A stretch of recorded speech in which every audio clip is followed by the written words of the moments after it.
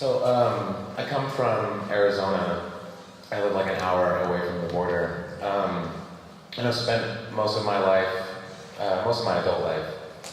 thinking about and or living on the border and participating and being affected by what happens on the border. And so when I think about the future of memory, I'm also thinking a lot about what's happening right now. And so I think what's happening right now on the border, as all of us know, is that we're being told that there's this crisis. And especially in the United States, we're sort of looking at the border with more alarm than we have at any time in recent history. And I think that that alarms me in a lot of ways, because I think that to focus on the current pain that's playing out at the border as if it's some sort of aberration or as if it's something new, sort of dismisses all of the pain and the brutality that it is rooted in and that has been ongoing for so much time, and that has remained unseen and has not figured into like the larger national, social, political consciousness. And so I think, I was listening very intently to what Louisa and Elizabeth had to say about erasure of sort of past atrocities. And I think what we see like right now in real time happening at the border is sort of like this light version of erasure. And I think it's interesting to think about how that happens. I think it happens through language and rhetoric. And I think one of the largest ways that that's happening right now is that when we talk about people in the United States, especially who are coming to the border, but in Mexico also, when we talk about people who are passing through Mexico to reach the border, who are not Mexican, who are from Central America, there's the tendency to talk of these people,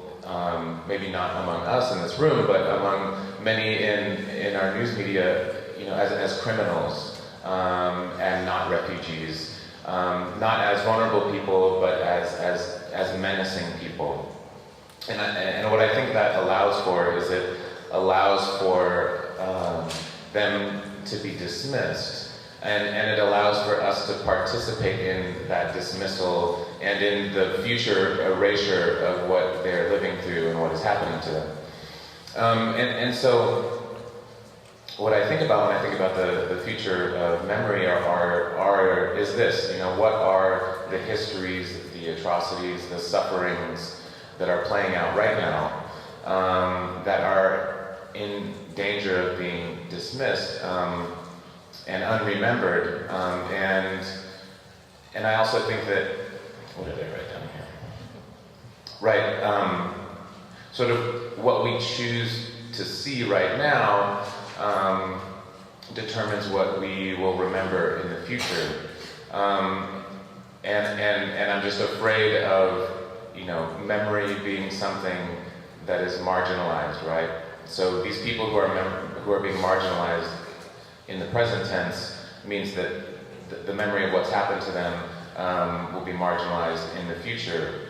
And then it becomes something that I think, so for us as writers, this becomes a story that maybe one population tells itself, and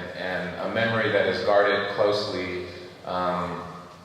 amongst a certain population, but that is not acknowledged on a wider level. And so I think obviously our job as writers, especially when we're young writers thinking about what we want to dive into and where we want to, what we want to see so that it is remembered in the future, it's to think about what are the histories and the stories that are happening right around us, because it's happening here in Tepoztlan, it's happening, the violence, all sorts of violences are swirling all around us at all times, and it's just a choice of seeing them and recording them. Thank you so much for that.